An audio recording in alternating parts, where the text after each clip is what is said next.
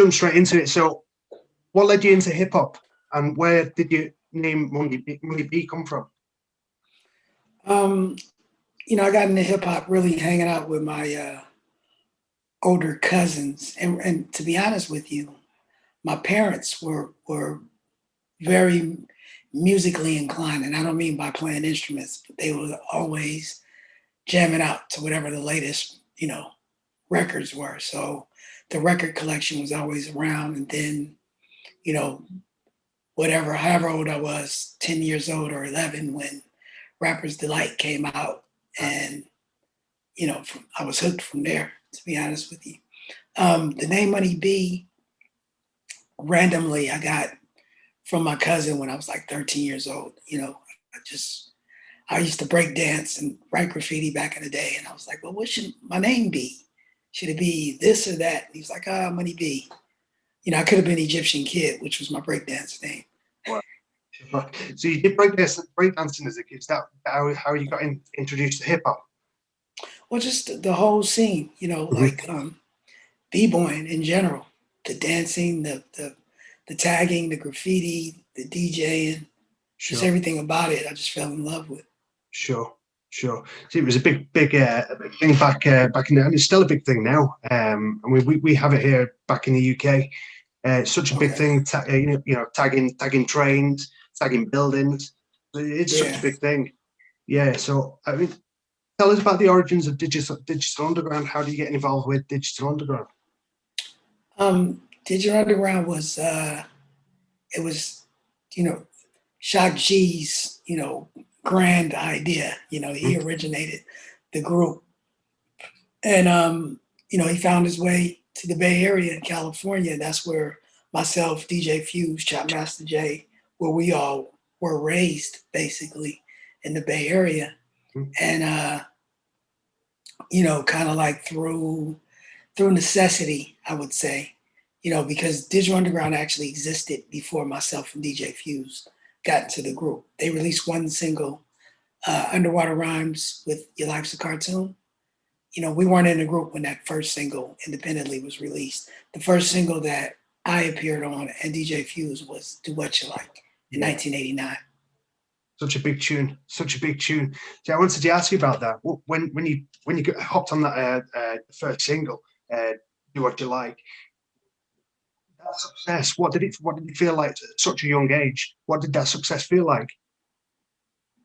Well, it was crazy because shortly after we released that song, we did the video. Mm-hmm. The next thing I know, we were off to Europe. Sure. For 2 months. So we, because our distributor for Europe was I think it was BCM. Is that a BCM rings a bell. Definitely rings a bell. Yeah. Right. So we were stationed in London, but our very first time really leaving the Bay Area to tour, we were in Europe for 2 months. This is before the Humpty Dance came out. It was all from the success of Do What You Like. Mm-hmm. We toured all of Europe. Wow. And what was the reception? And I was like, 20 years old. Wow. What was the reception you guys got over here in London? What was the reception? Yeah. It was huge. We like I said, we were bigger in Europe than we were in the States at the time. Sure. Like Do What You Like just took off. Mm-hmm. And we even got to Germany, and there was like this 3-day festival that was named after us. Wow. And we headlined, we didn't even know, over groups like EPMD, Queen Latifah, sure. 10 City, Daddy Freddie from back in the day. He's from out there. It was just like Soul to Soul. It was huge. Sure. Wow. That's so crazy. It's so crazy for that one single as well to like literally sweep from the Bay Area right over here to the UK. That's so amazing at such a young age. It's awesome. I mean, you mentioned the Humpty Dance. Did that come straight after Do What You Like? Yeah. So we were 89. We left. I think it was October or November of 89, and we were in Europe for like the winter months. December, January, February. We came home And I had a job. I went right back to work. I had a day job. And next thing I know, I'm listening to the radio and they were like, hey, that's your song. I was like, that is my song. And, it just, that song blew up here in the States, the Humpty Dance. And, shortly afterwards, we were gone again. Oh, sure. I heard a thing about where the original that Humpty Dance come from. Was it from the earthquake in '89? Is it the San Francisco? Yeah, that helped shape the movement of the dance, because we shot the video like a week after the earthquake in '89. So when we were trying to really come up with the dance that we were going to do in the video, we were inspired by the ground shaking and trying to hold on. Yeah. Keep Sure. your balance. That's for sure. That's for sure. So, I mean, when I see footage of you mentioned Shock G, when I see footage of Shock G when he's performing on, even in interviews, it comes across. He puts the vibe out there, which is like a positive, fun, jokey vibe. What was it like working with Shock G? With Shock G? Uh-huh. Yeah, man, he is. He's a in my mind, a musical genius. One of my favorite producers. When he's on top of his thing, I don't think there's anyone better. He's just a true musician, and he's an artist to the core.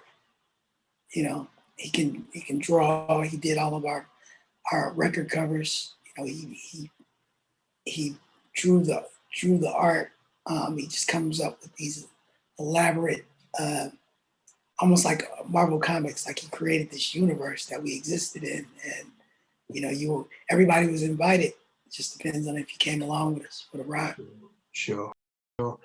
So, I mean, one of my favourite songs off the cassette version with your solo, "Sound of the Underground." I think your flow on that song, that particular song, was out of this world. It's an underrated song. Oh, "Sound of the Underground." Yeah. Well, yeah, that song came about by accident, really. Okay. We were at the studio, myself and DJ Fuse, and we were already a group, Raw Fusion, and we were waiting for Shock G to show up for the session, and we get the calls like, Shock's not gonna make it. He's in jail, like he got arrested or something.